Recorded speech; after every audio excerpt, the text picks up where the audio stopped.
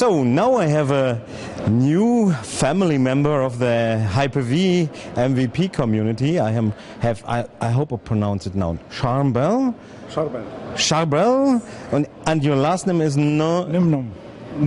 Yes. That's very difficult for me. So you are not from Germany, because the name would be not normal in Germany. From which part of the world you are? Lebanon. Lebanon? Yes, I'm based in the Middle East. Okay. And you work in the Emirates. In the so Emirates. You are from the Lebanon, exactly. But you work in the Emirates. Right. And I think your first tongue is Arabic, huh?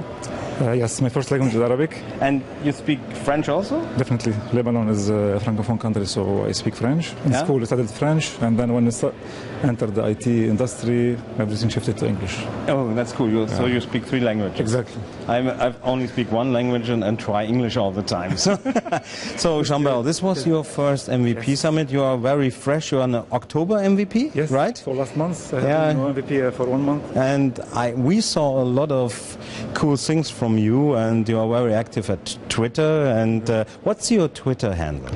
My Twitter handle is my name, Charbel Nimnom. Charbel Nimnom.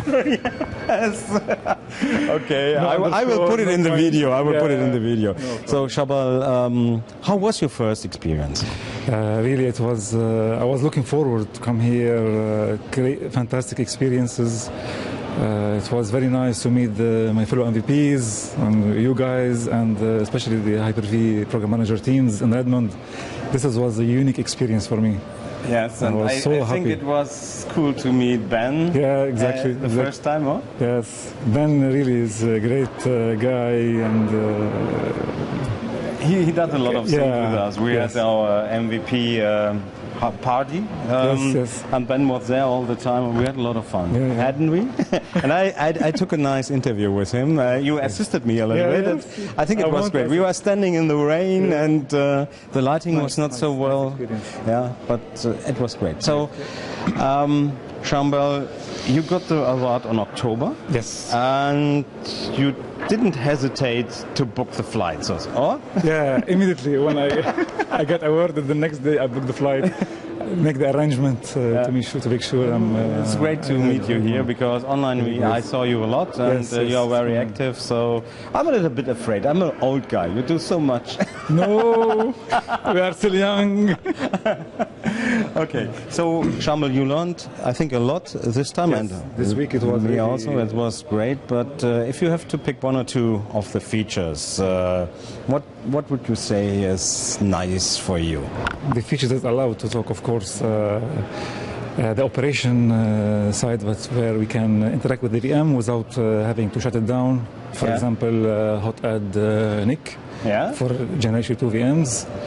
And so you can add a network card to a running VM. To a running VM without turning it off. In the previous release, we used to turn off the VM in order to add a network adapter. So you have to have a downtime, you have to have a scheduled maintenance window during business hours. And there was another thing you can do now with a running machine. If you have static memory. Exactly, static memory. This is really a nice, another cool feature where we can increase or decrease the memory for a static VM that has a static memory. Yeah. So static memory is you have a VM maybe with 2 gigs. Yeah, exactly. It starts with 2 gigs, it runs with 2 gigs, and I always said it dies with 2 gigs. But now you are able, if 2 gig is too much or is too low, you can modify it. Yeah. And the nice thing that from the Hyper-V Manager console we can see the memory demand.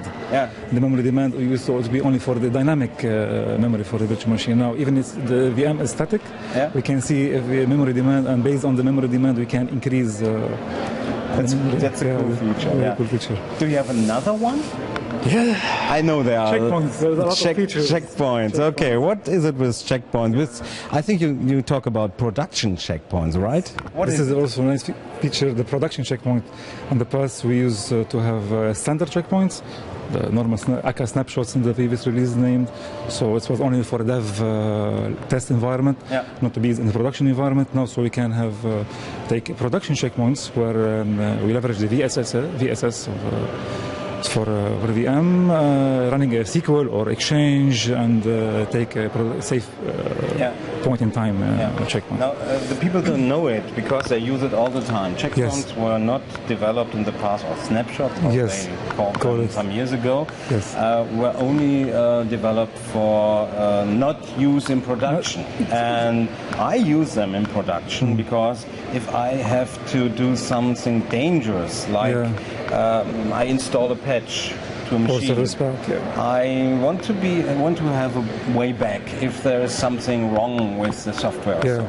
So I take a checkpoint and I apply the patch, and if everything went well, I delete the checkpoint. As soon as possible should be deleted, not to keep it for.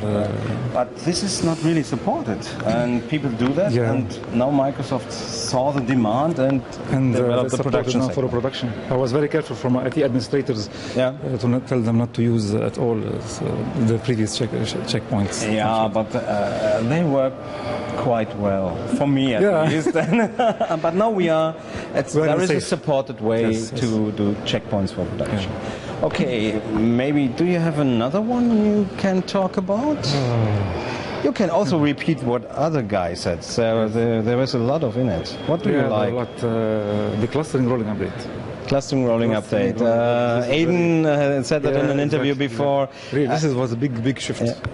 So to upgrade the cluster from previous releases to vNext without having to.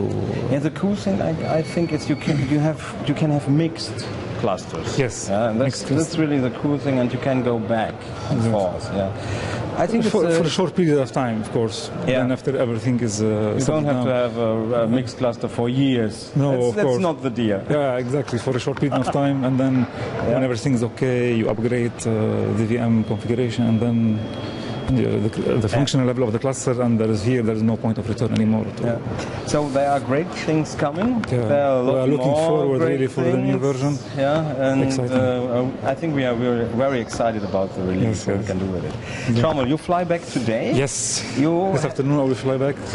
First to London and then to Dubai. The Emirates. Yes. How long is the flight? 24 hours.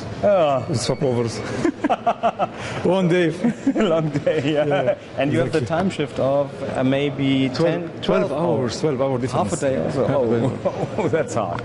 I wish you a nice travel back. So much, it was nice really nice to meet you, and we will see again soon. Sure, definitely. Thank you. Thank you so much.